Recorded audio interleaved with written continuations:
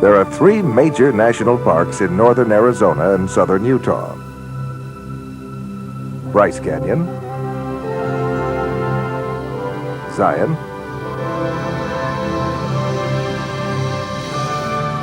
and Grand Canyon. Each one is dramatically different from the others, yet together they share a common bond, a geological bond that makes them separate chapters of a single story. And the story is told in layers of rock.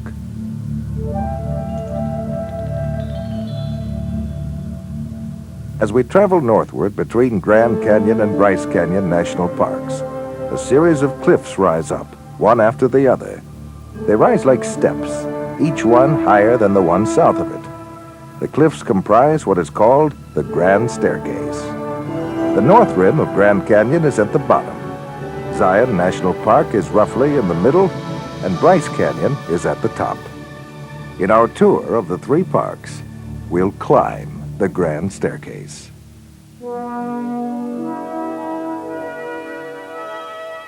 The lowest step is the Kaibab Plateau.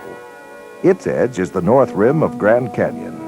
The limestone here at the rim is over 225 million years old, the oldest stratum in the staircase. But that's far from being the oldest rock in Grand Canyon. Over a mile below the rim, in parts of the canyon's inner gorge, the dark walls are composed of rock more than 2 billion years old. There's no other place on Earth where you can see such a vast span of time displayed so clearly in layers of rock. No hotel can boast a more dramatic location than Grand Canyon Lodge. It's perched directly on the rim of the canyon.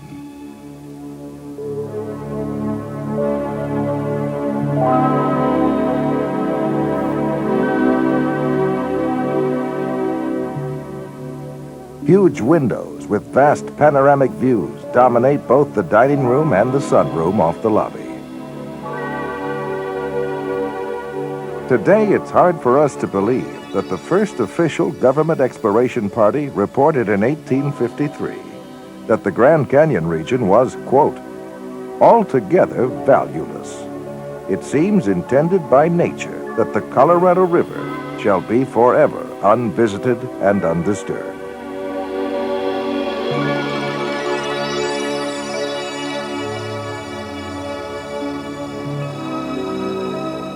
Our lives are so much richer now since we've learned to enjoy the scenic marvels around us. 5-ton dump trucks passing a single point in a 24-hour period to do the work that the river is doing today on the average. There's another one, though, that's a little bit further to the west that I'd like to talk about, and that's Crystal Canyon. Crystal Creek flows through Crystal Canyon. And at the mouths of these types of side canyons are where rapids are formed on the Colorado River. They're formed by the amount.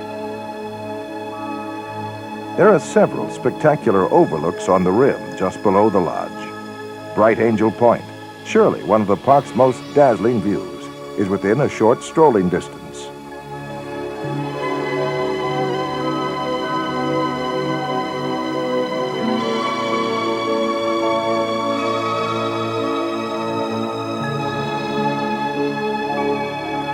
The developed area of the South Rim opposite this point is about 10 miles away and 1,200 feet lower in elevation. The only direct way to get there is on foot. The full trip down to the river and up the other side is a dusty, strenuous hike of about 15 miles. There are many good, closer trail destinations, but the climb back to the rim is always uphill. Bright Angel Point and the area near the lodge are only the centers of activities at the North Rim. Short guided mule trips are available, and you don't have to be an experienced rider.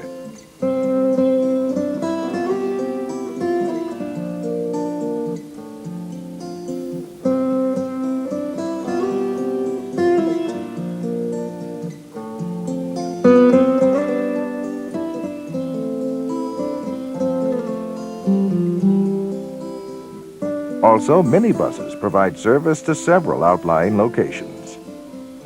The South Rim is open all year, but roads to the North Rim are generally closed by snow from late October to mid-May. The average annual snowfall here is about 11 feet. You can join a guided bus tour and hear the fascinating story of the canyon's creation.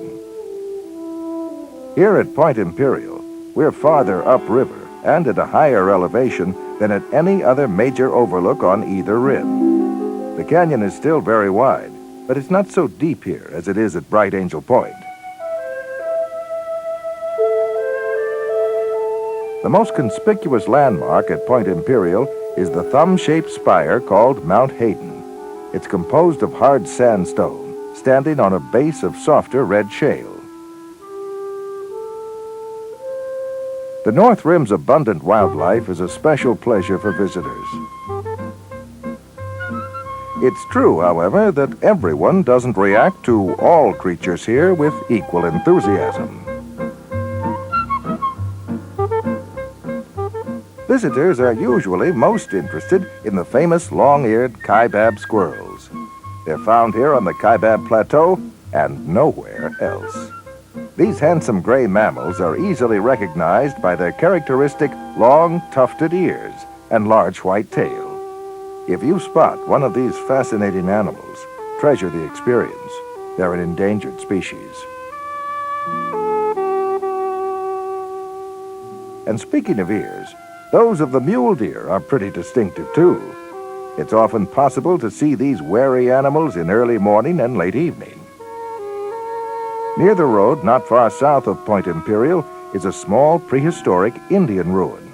This is one of more than 2,000 sites on both rims and down in the canyon, occupied before A.D. 1200 by early Pueblo Indians.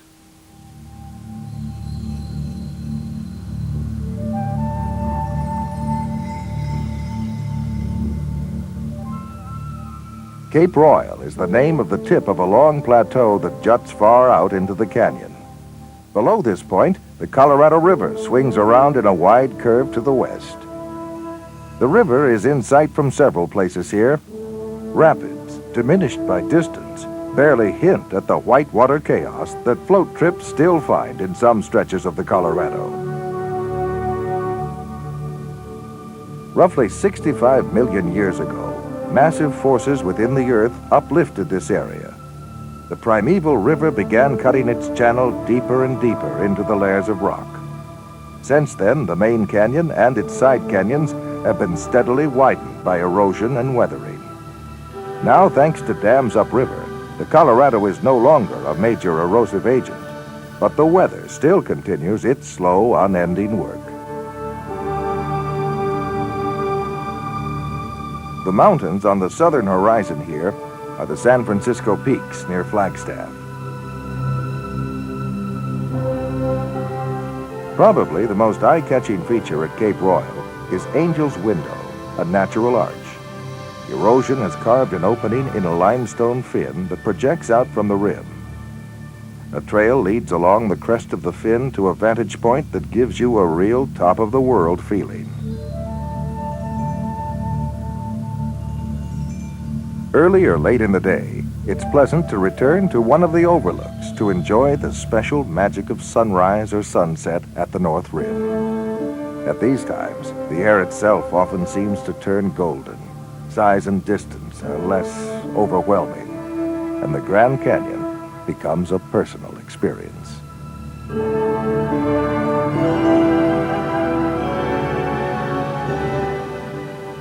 Here at the North Rim, the first step of our Grand Staircase tour has brought us to one of the supreme spectacles the world has to offer. Heading north from Bright Angel Point, the park road passes through meadows and forest. There are fine groves of aspen here.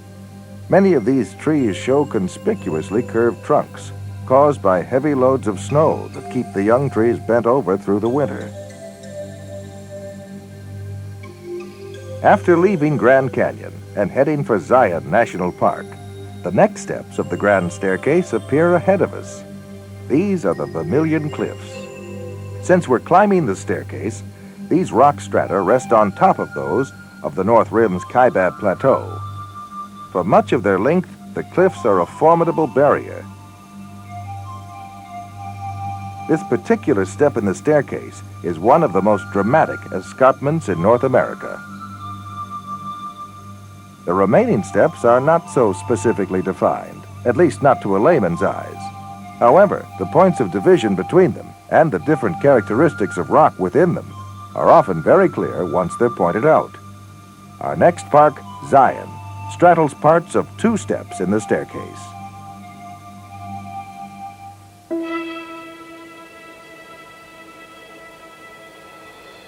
As you drive along the main road in Zion National Park, there's never the least doubt that here you're in a canyon. That is to say, the road is down in the bottom of the canyon, not up on the rim, as at Bryce and Grand Canyon.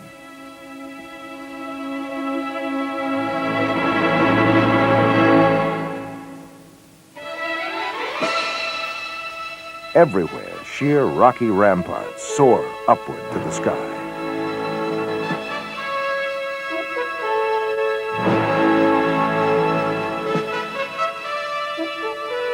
In places, the canyon walls tower 3,000 feet overhead. Although the flat canyon floor is quite wide in places, for much of the drive, solid rock walls are close on both sides. The road is never far from a pretty stream named the Virgin River, which meanders through the canyon. The river's serene stretches belie its potential power and its turbulent past.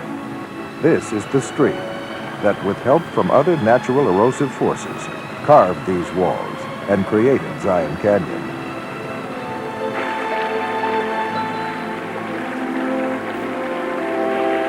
Over nearly 13 million years, the river has pursued its relentless assault on the rock, and its work still continues today. Travel writers often claim that a favorite bit of spectacular scenery inspires awe in a visitor, and readers usually pass over the word as an enthusiastic exaggeration.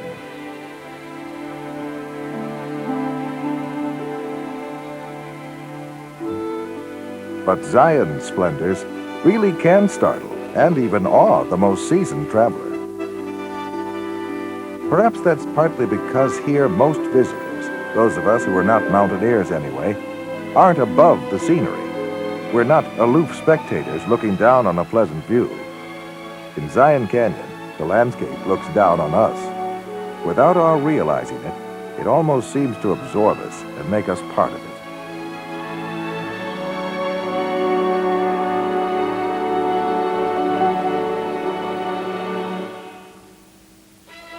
Early visitors to Zion also responded to this pervasive feeling of awe. Many of the names they gave to various landmarks are religious references. The Court of the Patriarchs,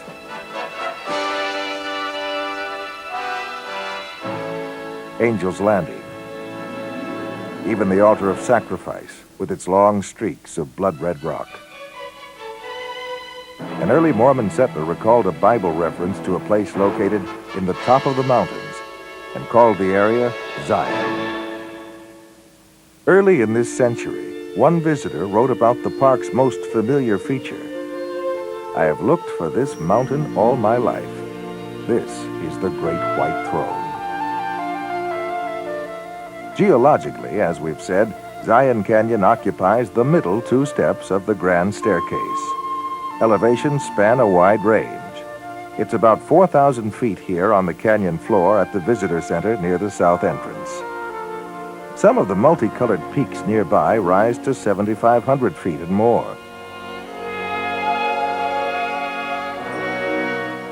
Zion's 2 steps of the staircase spread across this range. The lower one is the Vermilion Cliffs. This rock forms some of the lower slopes inside the park, although the cliffs are best seen south and southeast of Zion. Most of the rock you see in the park is part of the stratum called the White Cliffs, although the rock may actually be white, tan, or even red in color. The 2 steps can be seen from some of the park's loftier overlooks, reached only by trail. This is a view from Cable Mountain, high on the canyon's east wall. The mountain got its name from a cable that was used to lower timber from the high plateau to the canyon floor, part of a lumber operation here before Zion became a national park.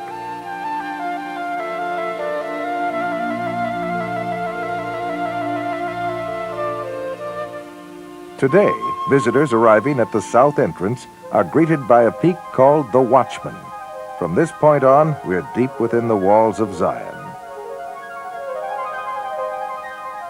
There are 2 campgrounds nearby, and fine accommodations and meals are available at Zion Lodge, several miles farther into the canyon. A variety of tours, including horseback trips, are offered. One of the park's most popular short excursions begins just across the Virgin River from the lodge. The easy trail to Emerald Pools first crosses a footbridge and then continues up a gentle grade to the lowest of the 3 pools. The waterfalls are the big attractions on this trail. Several small falls spill over a broad overhanging ledge and drop into the lower pool. The trail to the uppermost pool is considerably more strenuous, but the spectacular setting deserves the effort.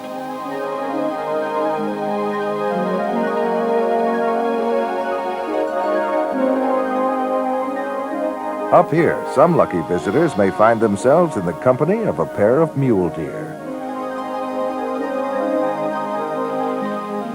And in case anyone was heated by the uphill climb, one of the falls en route even provides a cooling shower.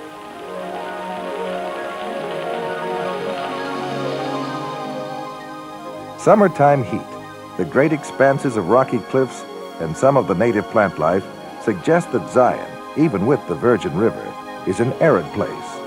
Yet water is found in many locations here, and more than one of them is a little curious.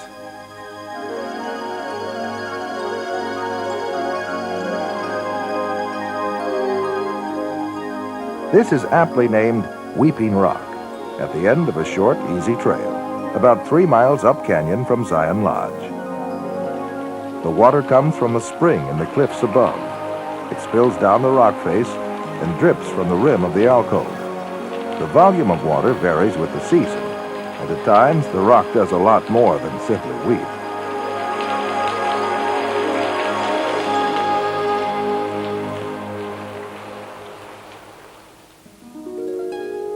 Not far away, although it's often overlooked by many visitors, is a prehistoric Pueblo Indian storage bin, built of rock and clay. There are some other remains of these early people in areas of the park that are mostly inaccessible.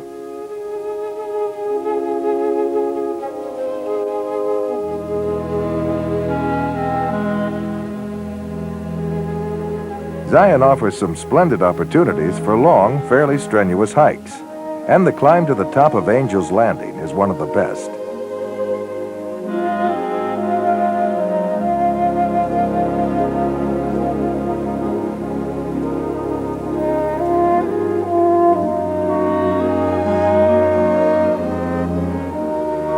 Once up here on top, we can appreciate far better than from the canyon floor how massive these rock walls really are.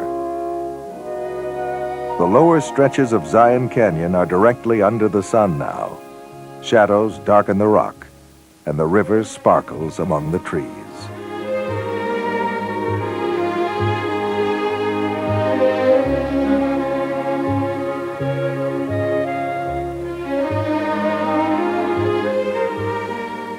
Zion Canyon isn't the only part of the national park where there are sweeping views of high red rock cliffs. The Kolob Canyons area, in the northwest corner of the park, is every bit as dramatic as the more famous Zion Canyon. In addition to several fine overlooks along the scenic road, there are some fascinating trails here for the hiker. The Taylor Creek Trail is one of the most popular and leads, among other places, to the Larson Cabin, an old settler's home.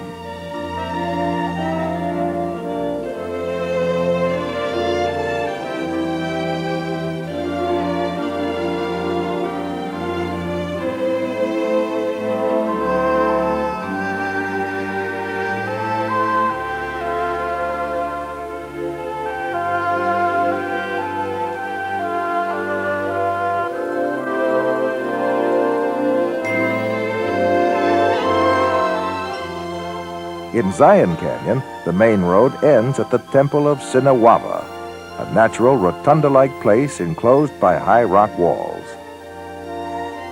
Here in the shadow of the Great White Throne is the start of one of the most exciting, easy trails that Zion has to offer. We're a short distance downstream from where the Virgin River spills out of the narrowest part of Zion Canyon. That deep, confined, rocky cleft is called the Narrows, and our trail goes up the canyon through the gateway to the Narrows.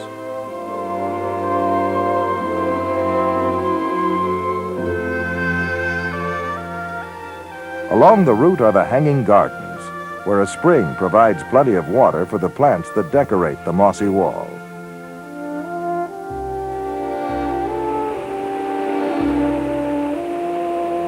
The Gateway Trail ends at a pretty park-like spot where a few trees have found a foothold on the stony riverbanks. This is often a good place to see the water ouzel diving for food.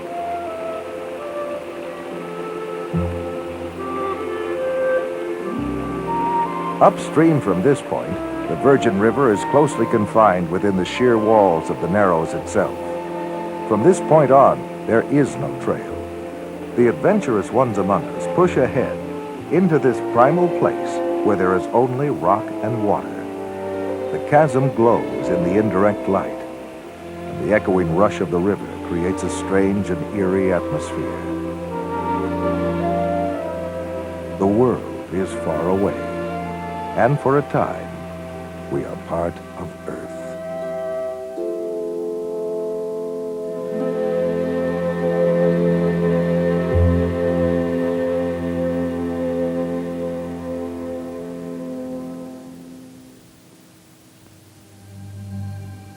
The National Park Service carefully monitors conditions on the Virgin River.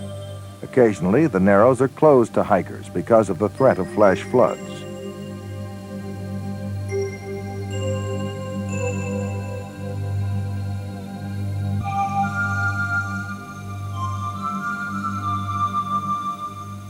Below the Narrows, in the heart of Zion Canyon, a rainstorm can be an astonishingly dramatic experience.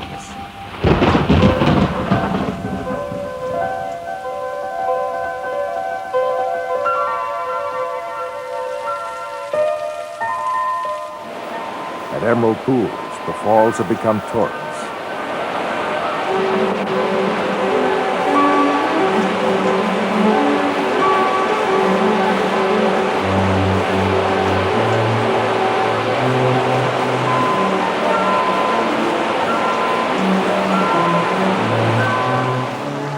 Far above Emerald Pools, rainwater is also flowing in the natural channels in the mesa tops.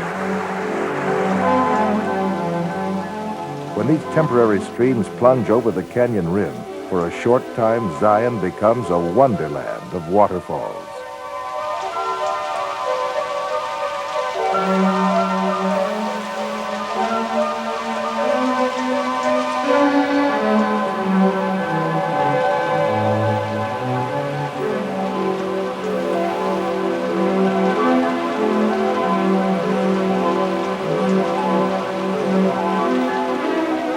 All this vast added volume of water turns the Virgin River into a powerful flood.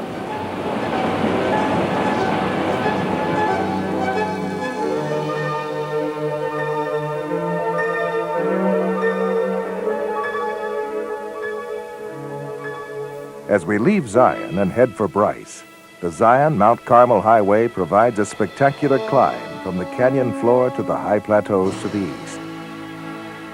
There are excellent views of the Great Arch of Zion in the opposite wall. When this road was completed in 1930, it was an engineering triumph, in good part because 2 tunnels had to be drilled and blasted through the rock.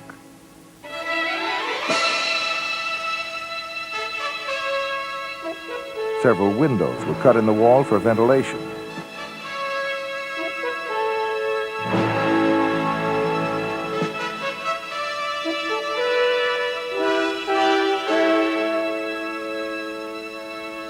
Not far above the first tunnel, a short trail leads to Canyon Overlook.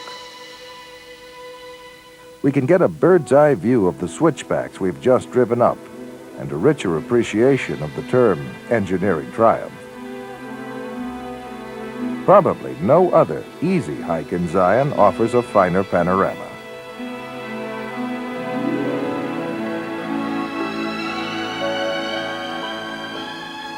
Between Canyon Overlook and Zion's east entrance, we're entirely within the white cliff step of the grand staircase.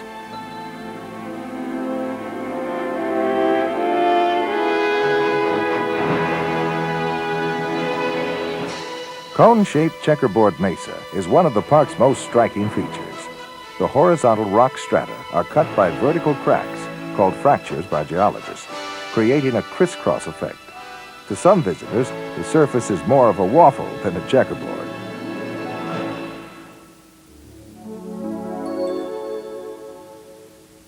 If the scenery at Zion compels you to look up, at Bryce, you generally look down. There are many other striking contrasts between the 2 parks. Zion's formations seem huge and solid. Bryce's are delicate and fragile. The intricate detail here is astounding. Just the number of spires and pinnacles dazzles the eye and almost numbs the mind. Ebenezer Bryce, an early settler whose name was given to the place, once described it as a hell of a place to lose a cow. Yovimpa Point is near the southern tip of Bryce Canyon National Park. From here, looking south, the grand staircase rises toward us step by step from Grand Canyon. Bryce is located in the Pink Cliffs, the topmost step of the staircase. The elevation at this point is over 9,000 feet, the park's highest overlook. The Pink Cliffs are the capstone of the grand staircase, and Bryce is an appropriate and brilliant crown. Here at the park's southern end, there are also stands of ancient bristlecone pines. These rugged veterans, their gnarled old roots tenaciously gripping the cliff edge, are up to 1,700 years old. They form a silent and stately testimony to the survival of life under hardship. Most people start their tour of Bryce at the Visitor Center, at the northern end of the park, near the entrance. Not far away is Bryce Lodge, the focus of visitor services. There are also 2 campgrounds nearby. Actually, Bryce Canyon isn't a canyon at all. It's a series of amphitheaters eroded into the vividly colored rock of the Pink Cliffs. There are a number of overlooks all along the rim, which is the upper edge of the amphitheaters. As in any scenic park, many of the formations have been given descriptive names, some more fanciful perhaps than others. This is the sinking ship. Although few names here have the religious connotations of those at Zion, this is known as Thor's Hammer. Bryce, in its more subtle way, excites every bit as much wonder as its sister park. Where Zion was colossal in scale, however, Bryce is infinitely intricate and detailed. Those visitors who can should leave the roads and overlooks behind and hike down among the formations. These routes are what mountaineers call reverse trails. Downhill at the start, uphill on the way out.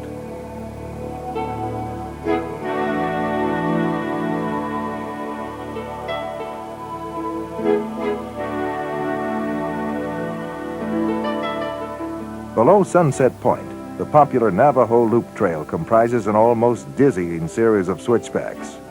At an elevation of about 8,000 feet, most people go down much faster than they come back up.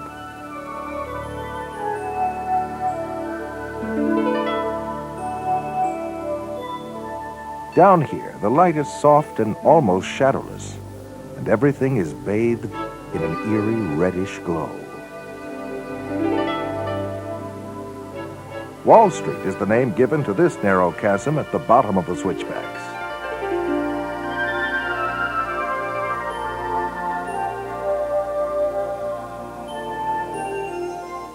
Two lone Douglas fir trees grow here and have managed to survive for over 750 years. Here below Sunrise and Sunset Points, a number of fine trails interconnect, leading the adventurous hiker to many of the park's most well-known formations.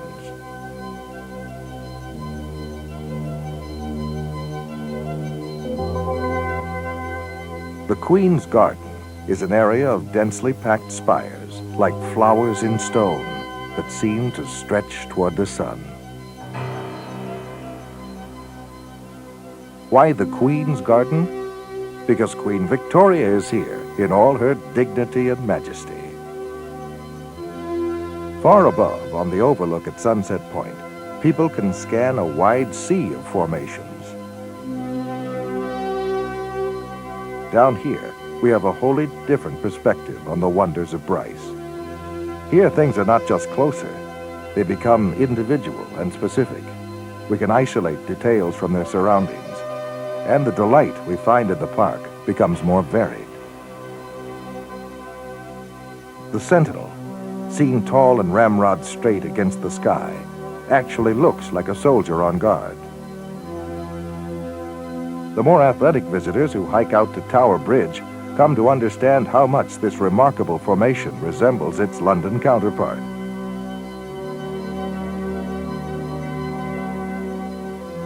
Back up near the rim again, there's a superb view up at Thor's Hammer, where it looks mighty enough indeed for the supreme god of Norse mythology. In driving from one canyon view to another, we may sometimes overlook the wholly different world of Bryce's splendid forests and meadows, especially toward the park's southern end. There are fine stands of pine, spruce, and fir.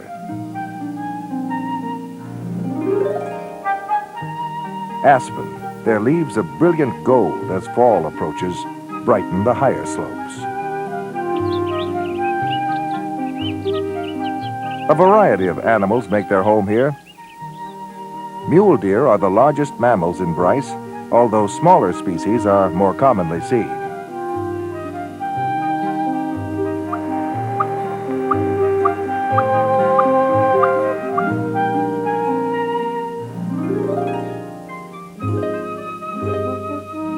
Elsewhere, prairie dogs may be pests for farmers, but they never fail to charm visitors here in the park.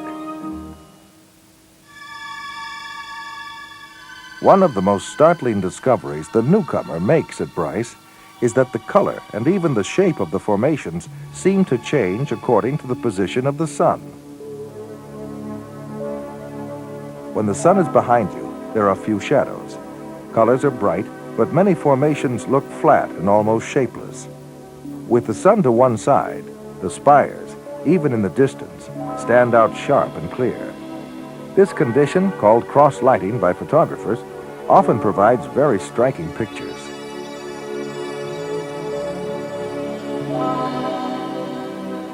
The lighting can sometimes become even more dramatic when the sun just touches the edges of the formations. Then, as the sun moves behind them, shadows vanish and shapes soften. The rock takes on a special glow that can be among the most enchanting of all park experiences. This is the time when Bryce seems to become a supernatural place, like a window on another world.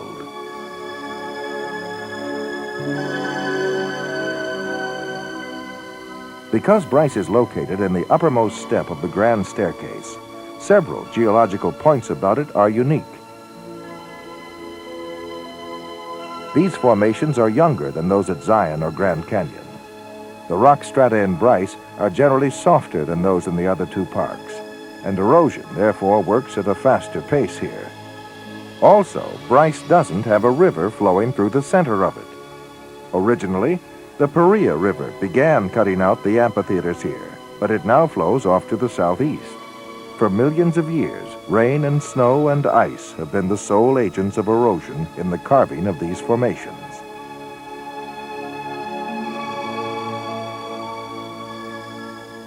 Perhaps the most striking aspect of Rainbow Point isn't the spectrum of color that the name suggests, but the breathtaking vantage point it provides.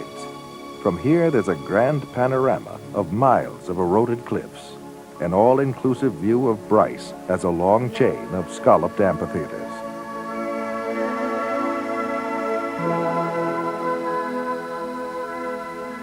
As in most of southern Utah and northern Arizona, the vivid reds, oranges, and yellows in the rock come from iron oxides. Individual layers of rock vary in hardness and therefore erode at different rates.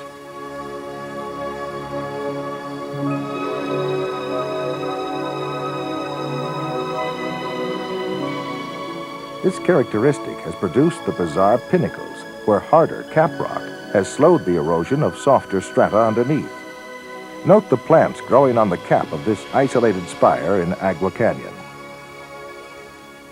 There's still another, even more eye-catching formation not far away. Bryce's Natural Bridge rises over 125 feet above the gully beneath it, and rainwater runoff continues to enlarge it.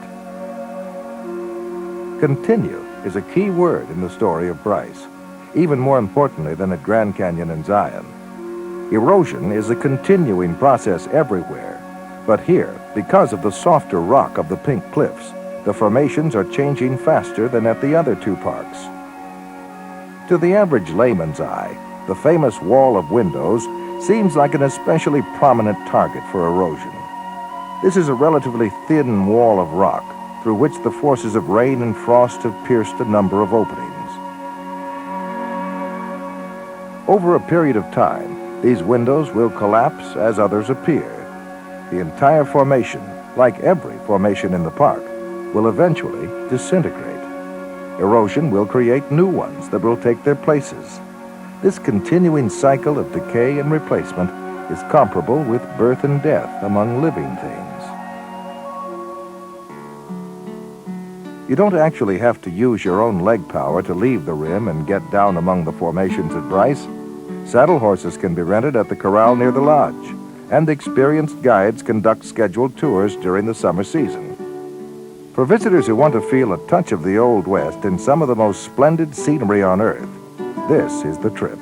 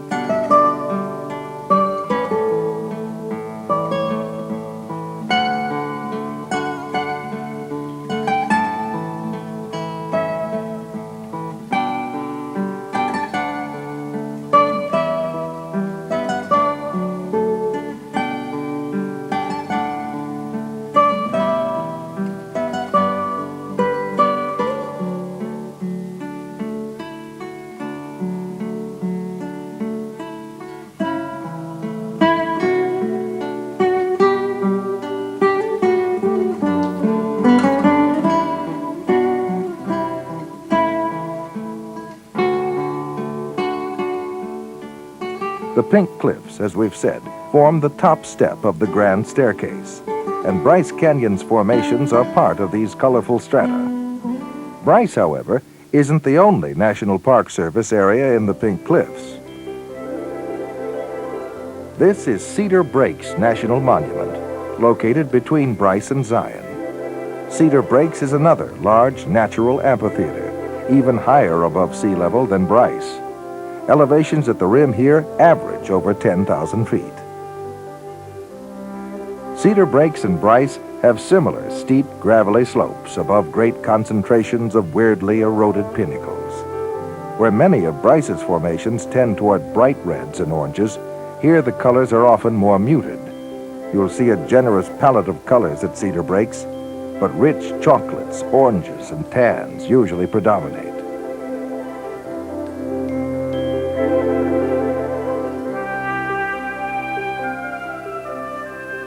At these high elevations, snow is possible any month of the year, so it's appropriate to see the formations at Cedar Breaks after a fresh snowfall. And not only because of the elevation, the snow is a reminder that liquid water is only one of the agents of erosion at work on these miraculous terraces and spires. The alternate freezing and thawing of moisture in tiny cracks in the rock is an equally relentless factor. In our scenic climb up the grand staircase, we've passed through millions upon millions of years of geological time, although the geographical distance is less than 200 air miles. Far down in the bottom of the gorge of Grand Canyon, the rock strata are 2 billion years old, half the age of the Earth itself. At Bryce Canyon, the pink cliffs were laid down as lake bottom sediments 50 to 60 million years ago. Time, not distance, is the meaningful measurement in our grand staircase tour. And the length of time we've covered is so vast that it's almost unimaginable.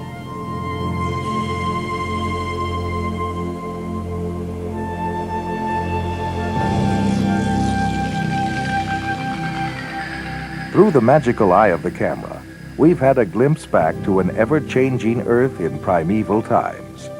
Yet we've looked only at the surface features of a tiny part of our planet.